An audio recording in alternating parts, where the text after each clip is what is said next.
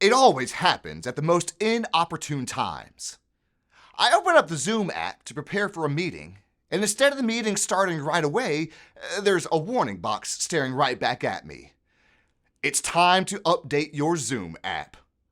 Well, who has time for that? Especially when I have work to do. So I select the next logical option, update later.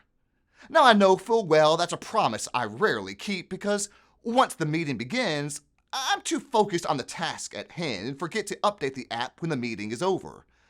Now this happens time and time again, over and over, meeting after meeting, always delaying, always setting aside the needed work and time to allow Zoom to function at its strongest capacity. All of this delaying works well until it doesn't. Inevitably, after enough time has passed, instead of the standard message requesting that I update the app, now I'm met with a new message. Your browser is out of date and no longer supports our platform. No longer do I need to perform a simple update on an app that takes no more than 30 seconds. Now, I must update the whole browser in order to update the app, in order to participate in a meeting that starts in 5 minutes. I don't have time. You know, Zoom, life would be so much simpler if you would just stay the same. I don't need all these bells and whistles. I don't like all these constant updates. Just let me see and talk to someone over Wi-Fi like Zoom did when you first came out. Just stay the same. Just stay the same. You know, it's one thing to stay the same with an app. It's another thing altogether, though, of wanting to stay the same with faith and embracing the movement of God.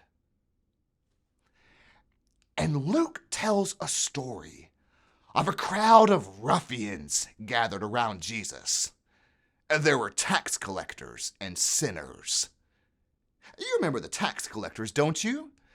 They were the ones who sold their soul to the empire while abandoning their own flesh and blood. They didn't just collect from their neighbors the minimum taxes required by Rome. No, they always added their own fee on top of the taxes. And the more fees they saddled onto their neighbors, the more their own personal pockets grew. They were shysters and scallywags. They were exploiters. They were no friend of the community. And then there were those sinners, the people who were ambivalent to the Jewish faith. They refused to attend the high holy services. They constantly broke Torah and simply shrugged their shoulder in ambivalence towards the traditions of the faith. Oh, they were Jewish in name, to be sure, but they couldn't care less about actual faith in God. And it's these kinds of people who were surrounding Jesus and following him. So it's no wonder the pastors and priests took issue with what they saw. Look at this Jesus! He eats with sinners. Don't you know what the scriptures say, Jesus? And at this, I imagine the clergy pulling out of their pocket scrolls and quoting the words of the Proverbs and that great prophet Isaiah, and finally opening to the very beginning of Psalms. See, Jesus, it says right here, blessed is the one who does not walk in step with the wicked, or stand in the way that sinners sit, or sit in the company of mockers. That's what the holy words of the holy book say, Jesus. See, it's right here in black and white. But you know how Jesus is. He doesn't get riled up with things like this. Instead, he invites them to hear a story. Imagine with me, my clergy friends. Imagine that God is a shepherd. Now that caused some uncomfortable shifting of the clergy. The great divine God cannot be unclean, cannot be blue-collared, cannot be a shepherd. Jesus' eyes twinkle at this, because he knows he has them right where he wants them. Yes, imagine God is a shepherd who has a flock of 100 sheep. And now one of the sheep wanders away from the fold, but This God shepherd does not settle for 99.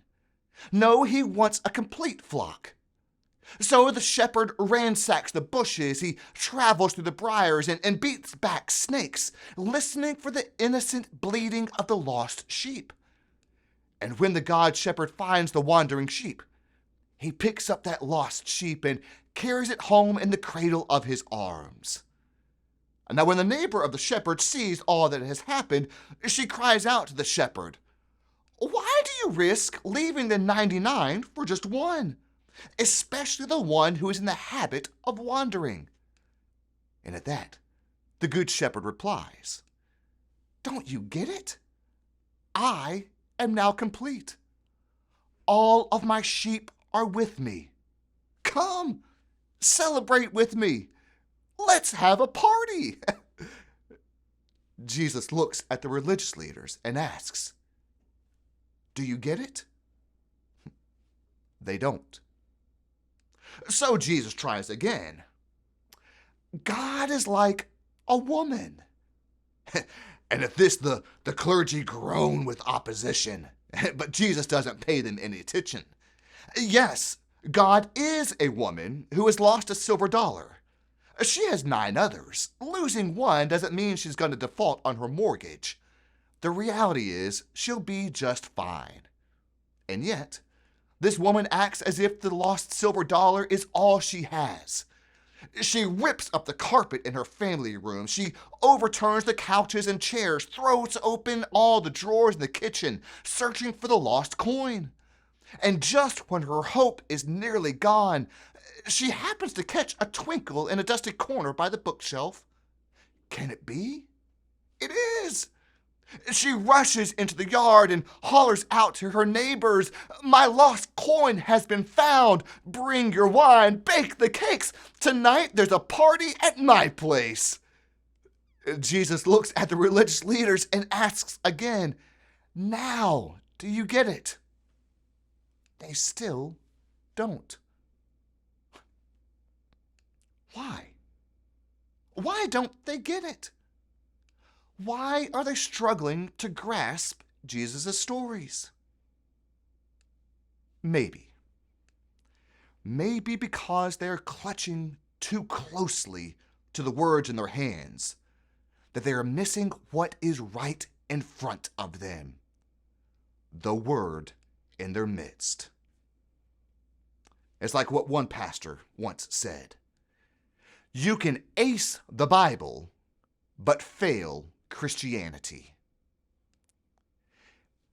If you're anything like these clergy, struggling to understand what Jesus is teaching, if you're anything like me, you know it is so hard seeing and embracing the continual, expansive movement of God who is still at work today.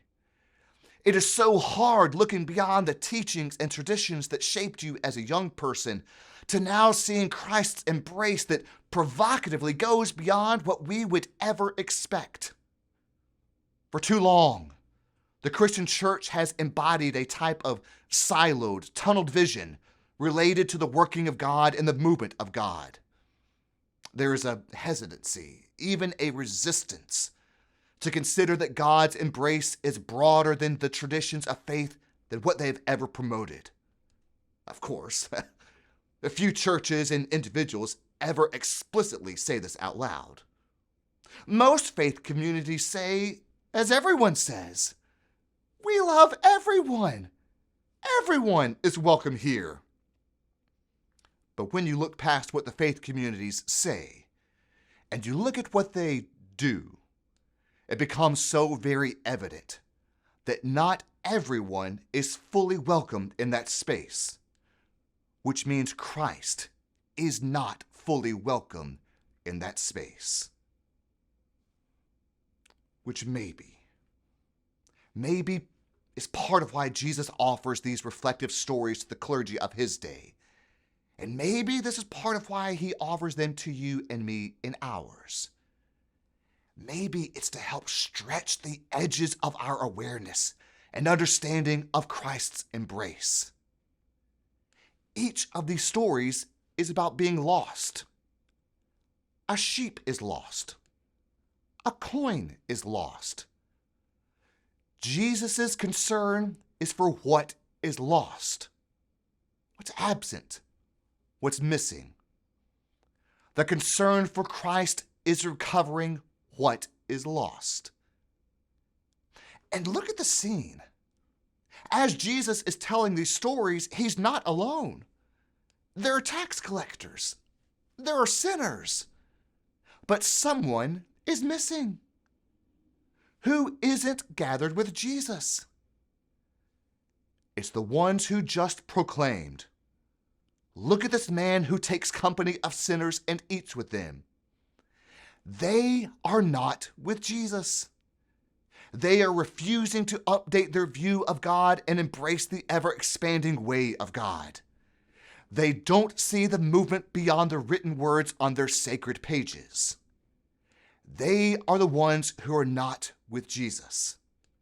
They are lost. It's funny, don't you think? He's eating with sinners. That was meant as an accusation. Little did they know they were actually proclaiming the gospel of Christ. My friends, you and I are made better by adding a leaf to the table instead of dictating who is seated at the table. We experience a clearer picture of the fullness of Christ when the great diversity that is the creativity of God is found equally and collectively in a space of love and embrace. Updating or existing, searching, finding, celebrating at the table with Jesus and everyone. Do you get it?